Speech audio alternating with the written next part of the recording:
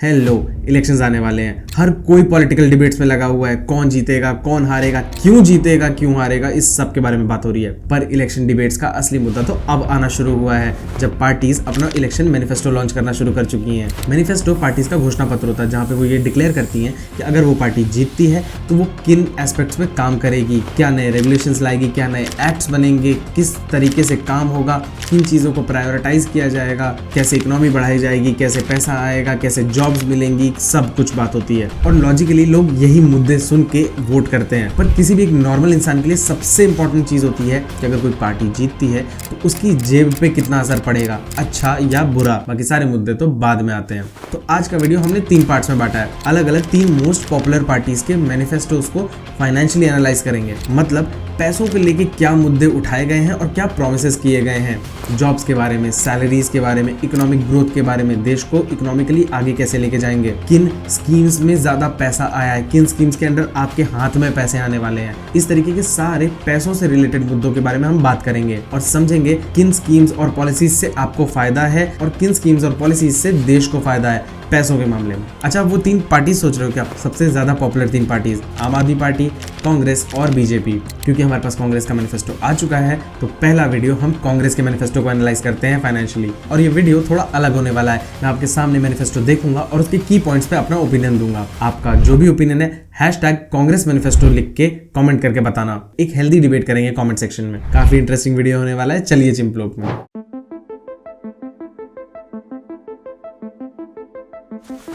यह है कांग्रेस का न्याय पत्र, उनका मैनिफेस्टो। इसमें सभी तरीके की बातें और प्रोमिसेस किए गए हैं। सोशल जस्टिस से लेके women empowerment, defence, industrialisation, law, infrastructure, finance, taxation, सबके बारे में। तो हम इस मैनिफेस्टो को 4 सेक्शंस में समझेंगे। पहला इकोनॉमिक, यानी देश में पैसों का क्या हाल होगा। दूसरा टैक्सेशन, कि हम लोगों के लिए टैक्स में कुछ है कि नहीं है। तीसरा एम्प्लॉयमेंट, यानी जॉब्स, क्योंकि अगर हम सरकारी जॉब्स की बात करें तो सरकार का बहुत ज्यादा पैसा जाता है सैलरीज में और वो ऑब्वियसली जनता का पैसा है, तो हमें उसके बारे में भी देखने की जरूरत है कि क्या होने वाला है। और चौथे सेक्शन में बाकी सारी पॉलिसीज और स्कीम्स आ जाएंगी जहां पे पैसों को लेके एक बड़ा प्रॉमिस किया गया हो।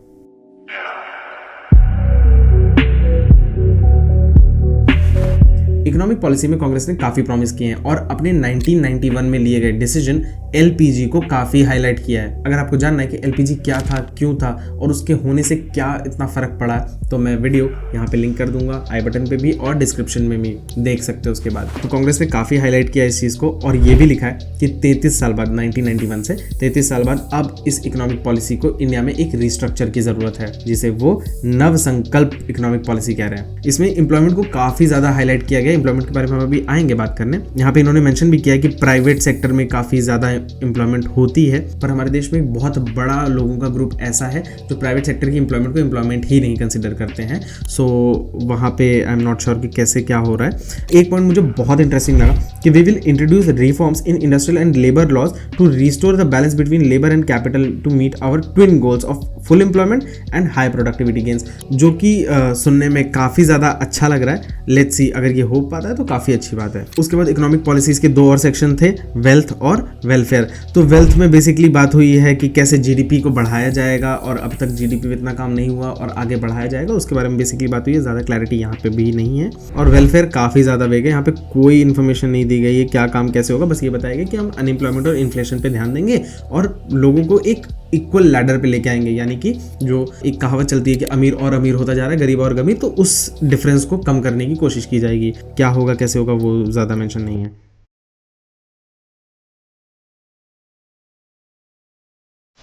अब बात करते हैं जो ज़्यादातर लोगों के लिए बहुत इंपॉर्टेंट फैक्टर है, टैक्सेशन। यहाँ पे एक पॉइंट इन्होंने बहुत इंटरेस्टिंग रखा, मुझे बहुत पसंद आया। इन्होंने कहा कि हम सैलरीड लोगों पे बहुत ज़्यादा बोझ नहीं पड़ने देंगे, जो टैक्स बढ़ता है हम बहुत ही स्टेबल रिटर्न्स रखेंगे। अब जो प्रॉब्लम है बेसिकली इंडिया में टैक्स रेट्स को लेके ना, वो टैक्स बढ़ना नहीं है, वो टैक्स रेट्स का बहुत ज़्यादा होना नहीं है। टैक्स रेट्स अगर आप दुनिया भर से कंपेयर करोगे तो हमारे यहाँ बहुत ज़्यादा टैक्स नहीं है परसेंटेज के हिसाब से अगर हम बात करें। प्रॉब्लम हमारे यहाँ ये है कि बहुत सारे अलग अलग टाइप के लोगों को टैक्स ना देने की छूट मिली हुई है। इसके बारे में मैं एक वीडियो बना रहा हूँ, नेक्स्ट तीसरी चौथी वीडियो शायद चैनल पे वही होगी, तो चैनल को सब्सक्राइब करके रखो। तो इसके बारे में ना बहुत ज़्यादा बात नहीं होती, लोग इनकम टैक्स रेट्स को बहुत ज़्यादा ब्लेम करते हैं, बट बात ये कि ज़्यादातर लोगों को इनकम टैक्स के ब्रैकेट में आना बहुत ज़रूरी है। जैसे आपने सुना होगा बहुत सारे सेलिब्रिटीज़ और पॉलिटिशियन खुद को एज अ फार्मर रजिस्टर करके टैक्स बचा लेते हैं। वो इसीलिए क्योंकि फार्मिंग इनकम को काफ़ी ज़्यादा छूट मिली हुई है और बहुत ज़्यादा टैक्स नहीं देते। बात सही है कि फार्मर्स बहुत ज़्यादा पैसा नहीं कमाते, पर देश में एक बहुत बड़ा सेक्शन फार्मर्स का वो भी है जो बहुत पैसे कमा रहा है। तो जो कमा रहा है वो टैक्स दे। सैलरीड लोगों में भी तो यही है, जो कम कमा रहा है वो टैक्स नहीं देता है। टैक्स सिर्फ वही देते हैं जो एक लिमिट से ज़्यादा कमाते हैं। तो टैक्स ब्रैकेट में आने में क्या प्रॉब्लम है, इसके बारे में हम लोग उस वीडियो में बात करेंगे। और सबसे इंपॉर्टेंट, इन्होंने कहा है कि हम जीएसटी को हटा के हम जीएसटी 2.0 लाएंगे, जिसमें बहुत सारे और चेंजेस होंगे और काफ़ी ज़्यादा रिफाइंड होगा वो। और यहाँ पे एग्रीकल्चर के कुछ सामानों पे जीएसटी को हटाने की बात की गई है, जो कि एक बहुत इंपॉर्टेंट और बड़ा स्टेप है, which I think is very great.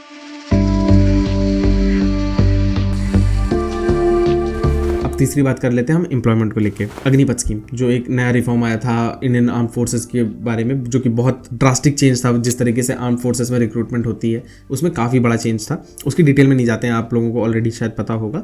तो यहाँ पे कांग्रेस बोल रही है कि हम उस चीज़ को हटा देंगे, हम उसे अबॉलिश कर देंगे। अब इसमें बहुत ज़्यादा मिक्स्ड ओपिनियन होते हैं लोगों के, क्योंकि जितने भी फाइनेंशियल एक्सपर्ट्स थे उन्होंने उस समय भी ये बात की थी कि क्योंकि कितना बर्डन पड़ रहा है और सारी चीज़ें थी। पर सोसाइटी का एक बहुत बड़ा सेक्शन था जो इस चीज़ के बिल्कुल खिलाफ था। बहुत सारे यंग लोग थे जो इस चीज़ के बिल्कुल खिलाफ थे और उनको लग रहा था कि बहुत ज़्यादा इनजस्टिस है। अब मैं उनकी जगह पे नहीं हूँ तो मैं एग्जैक्टली नहीं बता पाऊँगा कि ये सोशली सही है या नहीं, मैं सिर्फ फाइनेंशियल एंगल पे ही बात कर सकता हूँ। पर यहाँ पे बात हुई है उसे हटाने की। तो अब इसे अगर ये हटाते हैं तो उसका एक बहुत बड़ा इम्पैक्ट पड़ेगा फाइनेंस पे। पर ये इलेक्शन के मुद्दे होते ही ऐसे हैं कि आपके पास लिमिटेड पैसा है, उसे आप कहाँ खर्च करोगे, किस सरकार की क्या प्रायोरिटी है, उसी के बारे में तो हम बात कर रहे हैं। तो एक ये बहुत बड़ा चेंज है, सही है गलत मुझे नहीं पता, बट है। यहाँ पे ये भी बात करें कि हम 30 लाख जो वैकेंसीज जो खाली पड़ी हुई हैं उसे हम वापस फिल करेंगे और उसके बारे में काफ़ी ज़्यादा बात हुई है। इन शॉर्ट यहाँ पे बहुत सारी सरकारी जॉब्स की ओपनिंग की बात की गई है। अब यहाँ पे मैं एक छोटा सा ओपिनियन देता हूँ कि जॉब्स के प्रॉमिस ना हर गवर्नमेंट करती है, वो बिल्कुल फेयर है उनके तरफ से। और ऐसा भी नहीं कि गवर्नमेंट बनने के बाद कोई भी गवर्नमेंट जॉब्स लाना चाहती ना हो, उनका कोई फायदा नहीं है। आप खुद सोचो, आपकी अगर एक कंपनी है तो आपका कोई फायदा नहीं कि अगर आपका एक इंपॉर्टेंट डिपार्टमेंट खाली पड़ा हुआ है। अगर आपके पास काम है तो आपके पास काम करने वालों की बिल्कुल ज़रूरत है। प्रॉब्लम आती है जब आपको एक बेटर ऑल्टरनेटिव सस्ते में मिलता है। सरकारी और प्राइवेट में ये बहुत बड़ा डिफरेंस है कि प्राइवेट में बहुत हद तक, अगर फेयर ना कहूँ तो कम सैलरी मिलती है सेम जॉब के लिए। फॉर एग्जांपल एक प्यून की जॉब, जिसमें सरकारी प्यून्स में बहुत ज़्यादा एप्लीकेशंस आती है। क्यों? क्योंकि एक सरकारी प्यून के कंपैरिजन में बहुत ज़्यादा सैलरी ड्रॉ करता है और एक सस्टेन्ड करियर होता है जहाँ पे उसे पता है कि मुझे इतने साल तक अपनी जॉब की टेंशन लेने की ज़रूरत नहीं है। वहीं सेम काम अगर कोई प्राइवेट कंपनी में करेगा तो उसे उसके फ्रैक्शन में भी पैसा नहीं मिलेगा। अब ये जॉब के एंगल से बिल्कुल ठीक है, पर आप अगर गवर्नमेंट की तरीके से सोचो कि एक काम करने के लिए प्राइवेट कंपनी फॉर एग्जाम्पल 10,000 रुपये दे रही है और हम 40 दे रहे हैं सेम काम के लिए, तो यहाँ पे एक बड़े स्केल पे अगर आप सोचो तो बहुत बड़ा पैसों का एंगल आता है। और ये कारण है कि गवर्नमेंट्स कई बार चाह कर भी जॉब्स नहीं ला पाती। और आप खुद ये चीज़ नोटिस करना कि जब गवर्नमेंट जॉब्स में इंक्रीमेंट हुआ है उसके कुछ सालों को अगर आप कंपेयर करोगे, चाहे वो स्टेट्स में हो चाहे वो सेंटर में हो, आपको एक इकोनॉमिक शिफ्ट दिखता है, क्योंकि सरकार के पास फंड्स लिमिटेड होते हैं। अगर वो सैलरीज पर उतना खर्च करेंगे तो वो बाकी चीज़ों पर नहीं कर पाएंगे। As simple as that. अगर आप डिसएग्री करते हो तो #कांग्रेस मैनिफेस्टो लिख के कमेंट करके बता देना। अब हम लोग इस पूरे मैनिफेस्टो में जो बाकी सारी चीज़ें बची हुई हैं उसमें जो भी पैसों का बड़ा एंगल है, मेन मुद्दा है, उसके बारे में बात करते हैं। जिसमें एक चीज़ है जिसने मेरा दिमाग खराब करके रख दिया, मैं ज़रूर उस चीज़ को हाईलाइट करूँगा। यहाँ पे अपनी महालक्ष्मी स्कीम के अंडर ये हर गरीब फैमिली को 1 लाख रुपए साल का अनकंडीशनल बेसिस पे देंगे। इन्होंने 2019 में भी कुछ ऐसा ही प्रॉमिस किया था जहाँ पे 72,000 रुपए साल का ये हर गरीब फैमिली को देने वाले थे और इनका जो गरीबों का एस्टिमेट था वो 5 करोड़ फैमिलीज थी। कांग्रेस पार्टी गारंटी करती है कि हिंदुस्तान के 20% सबसे गरीब परिवारों को हर साल 72,000 रुपए देने जा रही है। क्योंकि यहाँ पे गरीब फैमिलीज का नंबर मेंशन नहीं है, तो अगर मैं वही नंबर लेके चलूं तो 5 लाख करोड़ रुपए, 5 लाख करोड़ रुपए। इस देश का डिफेंस बजट उतना नहीं है। इनफैक्ट इस देश का डिफेंस और एजुकेशन बजट को मिला दोगे ना तो शायद ये अमाउंट बनेगा, और ये बहुत प्रॉब्लमैटिक चीज़ है। इतना पैसा एक स्कीम में जाने की ज़रूरत बिल्कुल नहीं है। पिछली बार भी जब इनकी ये स्कीम आई थी बहुत ज़्यादा एलिगेशन उठे थे, but I am not sure ये अमाउंट बढ़ के वापस क्यों आ गया, इसीलिए शायद इस बार यहाँ पे मेंशन फैमिलीज़ का नंबर मेंशन नहीं है। तो ये एक बिग नो है मेरे स्टैंड पॉइंट से। यहाँ पे इन्होंने ये भी बात की कि देश का जो मिनिमम वेज होगा उसको 400 पे सेट करेंगे और मनरेगा में जो डेली वेज मिल रहा है उसे 400 रुपये पर डे पे करेंगे, which is very good thing. MNREGA जिन्हें नहीं पता, ये कांग्रेस की लाई हुई एक स्कीम थी जहाँ पे साल के कुछ दिनों का काम सरकार की तरफ से मिलता था लोगों को, और उसके बदले उन्हें बहुत थोड़ा सा जो दिहाड़ी होती है वो मिल जाती थी। अभी इस समय अलग अलग स्टेट्स में, अलग अलग रीजन में अलग अलग ही रेट चलता है, बट 250 से 350 रुपये पर डे का मिलता है, जिसे ये लोग 400 करने की बात कर रहे हैं, विच इज़ वेरी ग्रेट। उसके बाद यहाँ पे बहुत ज़्यादा बात हुई है विमेन एम्पावरमेंट की, और कैसे विमेन पार्टिसिपेशन बढ़ेगा, जेंडर डिस्क्रिमिनेशन कम करेंगे, और फार्मर्स की इनकम के बारे में बात हुई है, एमएसपी के ऊपर कानून की बात हुई है जो इसके बारे में इतना डिबेट चल रही थी। इन्होंने प्रॉमिस किया कि एमएसपी की लीगल गारंटी देंगे, उसके ऊपर कानून पास होगा, पर यहाँ पे थोड़ी सी क्लैरिटी नहीं है इस चीज़ को लेके कि किस लिमिट तक। फॉर एग्जाम्पल, अगर इस देश में 100 किसान हैं, आज 6 किसानों को एमएसपी पे अनाज उनका खरीदा जा रहा है, तो किस लिमिट तक अनाज जो है वो एमएसपी पे किसान बेच सकते हैं, क्योंकि अगर 100 के 100 एमएसपी पे बेचने जाएंगे तो बजट्स का बहुत ज़्यादा इशू होगा, जिसके ऊपर बहुत दिनों से डिबेट चल रही है। मैंने उसके ऊपर वीडियो भी बनाया था, तो पता नहीं, बट लेट्स सी। अब मैं आखिरी 2 पॉइंट बताता हूँ जो मुझे पर्सनली बहुत ज़्यादा इंटरेस्टिंग लगे, और वो ये कि यहाँ पे एग्रीकल्चर में जो रिसर्च एंड डेवलपमेंट होती है उसकी फंडिंग को डबल करने की बात की गई, विच इज़ अमेजिंग। मतलब ये चीज़ हम बैठे बैठे हम शायद नहीं सोचते कि एग्रीकल्चर में बहुत ज़्यादा ज़रूरत है रिसर्च एंड डेवलपमेंट की, और कांग्रेस ने ये सोचा, which is a very good thing. और दूसरा, जो बैंक्स अननेसेसरी और फालतू के इतने सारे चार्जेस हम पे लगाते रहते हैं, उसको यहाँ पे ध्यान में रखने की बात की गई है। बहुत इंटरेस्टिंग लगा मुझे, क्योंकि बैंक्स चाहे वो प्राइवेट हो चाहे सरकारी, बहुत ज़्यादा अननेसेसरी चार्जेस लेते हैं, विच इज़ अ रियलिटी। मैं खुद एक बैंक का एम्प्लॉय रह चुका हूँ, तो मुझे पता है कि बैंक्स बहुत ज़्यादा अननेसेसरी चार्ज करते हैं, और मेजरली बैंक्स की इनकम वहीं से होती है, क्योंकि वो हर चीज़ पे अननेसेसरी चार्ज करते हैं। तो वो रेगुलेट करने की बात की गई, वो भी मेरे को बहुत इंटरेस्टिंग लगा।